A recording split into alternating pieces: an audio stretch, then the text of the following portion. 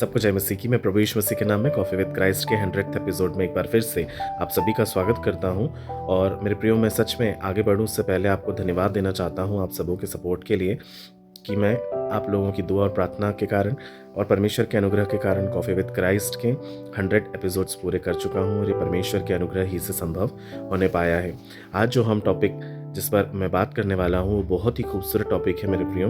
उसका शीर्षक है, कह दो कि सब कुशल है। जी हाँ मेरे प्रियो, आज हम एक ऐसी स्त्री से मिलने वाले हैं जिसका नाम हमें बाइबल नहीं बताती है, लेकिन उसके चरित्र को जब हम स्टडी करते हैं तो हम ये पाते हैं कि वो एक बहुत ही विश्वासिनी स्त्री थी, परमेश्वर का भय मानने वाली थी और ख़ासकर परमेश्वर के लोगों का और परमेश्वर के भविष्यद्वक्ताओं का आदर और सम्मान करने वाली स्त्री थी, जिसने अपने जीवन के लिए कुछ नहीं चाहा परंतु परमेश्वर ने उसे कैसे आशीषों से नवाजा। तो मेरे प्रियो, ये स्त्री जो है वो हमें मिलती है दूसरे राजा के 4थे अध्याय में। हम इस स्त्री से मिलते हैं जहां पर हम इसके नाम को तो बिल्कुल नहीं जानते हैं, पर इसके चरित्र को हम ये जरूर कह सकते हैं कि इतिहास इसे कभी भूल नहीं पाएगा। तो ये कौन सी स्त्री थी, आइए हम जानेंगे। ये स्त्री थी दूसरे राजा उसके 4थे अध्याय के 8वें वचन में हमें मिलती है। वहां क्या लिखा है, फिर एक दिन की बात है कि एलीशा शुनेम को गया जहां एक कुलीन स्त्री थी और उसने उसे रोटी खाने के लिए विनती करके विवश किया, और जब जब वह उधर जाता तब तब वह रोटी खाने को उतरता था। और उस स्त्री ने अपने पति से कहा, सुन, यह जो बार बार हमारे यहाँ से होकर जाया करता है वह मुझे परमेश्वर का कोई पवित्र भक्त जान पड़ता है।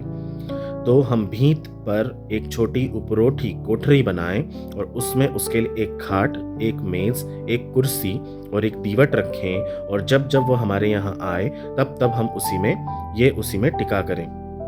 एक दिन की बात है कि वह वहां जाकर उस उपरोटी कोठरी में टिका और उसी में लेट गया, और उसने अपने सेवक गेहजी से कहा, उस शुनेमिन को बुला ले। उसे बुलाने से वह उसके सामने खड़ी हुई। तब उसने गेहजी से कहा, इससे कह कि तूने हमारे लिए ऐसी बड़ी चिंता की है, तो हम तेरे लिए क्या किया जाए?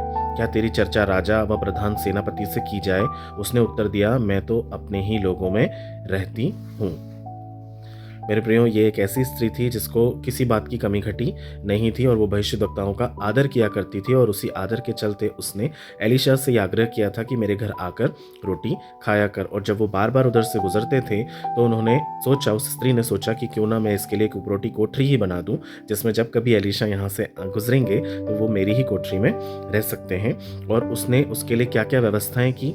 उसने बिस्तर भी रखा, उसने मेज़ उसके पढ़ने लिखने के लिए रखी, उसने आसन रखा बैठने के लिए, और उसने एक दिया भी रखा प्रकाश के लिए। इससे हमें क्या समझ में आता है मेरे प्रियो, यही कि जब हम सेवा करते हैं तो हमें सोच समझकर सेवा करना है। कोई भी अधूरा काम हमें किसी के लिए नहीं करना है। क्यों नहीं करना है? क्योंकि उत्कृष्टता परमेश्वर का सम्मान है। मेरे प्रियो, बाइबल हमें बताती है कि यदि हम किसी निर्धन को कुछ भी देते हैं तो हम परमेश्वर को उधार देते हैं। यहाँ ऐसा नहीं था कि भविष्यद्वक्ता एलीशा किसी तरह से निर्धन थे, लेकिन परमेश्वर के भक्त हैं ये जान करके उस स्त्री ने उस भक्त के बारे में सोचा, उस भविष्यद्वक्ता के बारे में सोचा, और सोचना ही परमेश्वर को इतना भाया कि उसने केवल सोचा ही नहीं था, पर उसने वो सारे अरेंजमेंट्स करके दिए जो उसे करना चाहिए थे। मतलब उसने दिल खोलकर परमेश्वर के दास की सेवा की थी। ये हमें भी सीखने के लिए बहुत ज़रूरत है मेरे प्रियो कि हम भी किसी परमेश्वर के दास को आदर दें, क्योंकि परमेश्वर का वचन ही हमें यह सिखाता है कि परमेश्वर के दास दुगने आदर के योग्य हैं और हमें उन्हें दुगना आदर देना चाहिए। दूसरी इंपॉर्टेंट चीज़, उसने मांगा नहीं कुछ भी, लेकिन फिर भी उसने पाया। हमने पढ़ा अभी कि एलीशा जो थे उसे आशीष देने के लिए उसे ऊपर बुलाया, और जब उसके सामने हाजिर हुई तो उसने पूछा, एलीशा ने पूछा कि मैं तेरे लिए क्या करूं? पर स्त्री ने क्या कहा, मैं तो अपने ही लोगों के बीच में रहती हूं। फिर वो आगे क्या कहती हैं, फिर उसने कहा, तो इसके लिए क्या किया जाए? गेहजी ने उत्तर दिया, निश्चय उसके कोई लड़का नहीं और उसका पति भी बूढ़ा है। उसने कहा, उसको बुला ले। और जब उसने उसे बुलाया तब वह द्वार में खड़ी हुई। तब उसने कहा, वसंत ऋतु में दिन पूरे होने पर तू एक बेटा छाती से लगाएगी। स्त्री ने क्या कहा, हे मेरे प्रभु, परमेश्वर के भक्त ऐसा नहीं, अपने दासी को धोखा न दे। और स्त्री को गर्भ रहा, और वसंत ऋतु का जो समय एलीशा ने उससे कहा था, उसी समय जब दिन पूरे हुए तब उसके पुत्र उत्पन्न हुआ। एलिशा ने उनसे पूछा था कि क्या चाहिए और उसने साफ कह दिया था कि मुझे कुछ भी नहीं चाहिए, मैं अपने लोगों के बीच में सुख से रहती हूँ। कोई शिकायत नहीं थी, कोई मांग नहीं थी। पर सच्चाई क्या थी? सच्चाई यही थी कि उसका कोई पुत्र नहीं था और उसका पति भी बूढ़ा था। पर एक भविष्यवाणी उसके जीवन में आई। एलिशा ने उनसे वादा किया कि अगले वसंत ऋतु में तू एक पुत्र को अपनी छाती से लगाएगी। और क्या हुआ? जैसा एलिशा जी ने कहा था वैसा ही उसके जीवन में होता है। और आप ये देखिए, जब एलिशा जी भविष्यवाणी कर भी रहे हैं तब स्त्री क्या कह रही है कि हे मेरे स्वामी, अपनी दासी से झूठ बात मत कह, क्योंकि वो सांसारिक परिस्थिति को देख रही थी मेरे प्रियो। वो भौतिक परिस्थितियों को देख रही थी, वो एक अलौकिक परिस्थिति को अभी नहीं जान रही थी, लेकिन फिर भी उसके जीवन में एक बहुत बड़ा आश्चर्य कर्म परमेश्वर ने किया। हो सकता है शायद वो पहले निराश हो चुकी होगी उसके पहले के इलाज के कारण या किसी भी रीति से, हम नहीं जानते हैं क्योंकि बाइबल इस विषय में हमें नहीं बताती है। पर शायद उसने उम्मीद करना भी छोड़ दिया होगा। लेकिन क्या हुआ? जब हम उम्मीद छोड़ देते हैं, परमेश्वर हमारे जीवन में आशाएं लेकर आते हैं। और वही उस स्त्री के साथ भी हुआ। चमत्कार मिला पर टूट भी गया। अब यहाँ पे एक ट्विस्ट आ गया। क्या हुआ? दूसरा राजा 4:20 में क्या लिखा है? वह उसे उठाकर उसकी माता के पास ले गया, फिर वह दोपहर तक उसके घुटने पर बैठा रहा, तब मर गया। हाँ मेरे प्रियो, वो बच्चा नहीं रहा, वो बच्चा मर जाता है। वो जो बेटा जिसकी उसने आस भी नहीं की थी, जिसे उसने मांगा भी नहीं था, लेकिन फिर भी परमेश्वर ने उसे दिया था, वो बच्चा अब इस दुनिया से जा चुका था। और वो उसे घुटने पर लेकर बैठी रही, लेकिन उसे बचा नहीं सकी। आप कल्पना कर सकते हैं एक माँ के लिए जिसने इतने समय तक अपने पुत्र का कोई सुख नहीं भोगा, उसे संतान नहीं थी, जो बच्चा उसने कभी मांगा भी नहीं था, उसकी गोद में वो आ जाता है और मर भी जाता है। ये सुख नहीं था मेरे प्रियो, ये झटका था, एक बहुत बड़ा झटका था, क्योंकि वो उसका सुख भोग ही नहीं पाई थी। लेकिन फिर भी ये संकट उसे कहाँ ले गया? दूसरा राजा 4:21 में लिखा है, उसे परमेश्वर की जन की खाट पर लिटा कर द्वार बंद कर दिया। जी हाँ मेरे प्रियो, क्या हुआ? वो अपने कमरे में नहीं गई, वो अपने मोहल्ले में नहीं रोई, वो कहीं भी किसी से कुछ नहीं कहती है, वो सही जगह पर गई। सही जगह मतलब वो एलिशा के पास गई। हर समस्या सबको बताने की ज़रूरत नहीं होती है मेरे प्रियो। क्या होता है, कई बार गलत कान में डाली गई बात समस्या को बहुत बड़ा बना देती है, और वो कहाँ से कहाँ किस तरह पहुँचती है ये हम नहीं जानते हैं। इसलिए संकट में सही स्थान पर जाना ही हमारे लिए सही सहज बुद्धि का इस्तेमाल करने के बराबर होता है। और उस स्त्री ने वही किया। उसके पति ने उससे पूछा भी कि कहाँ जा रही है, क्यों जा रही है, लेकिन उसने क्या कहा?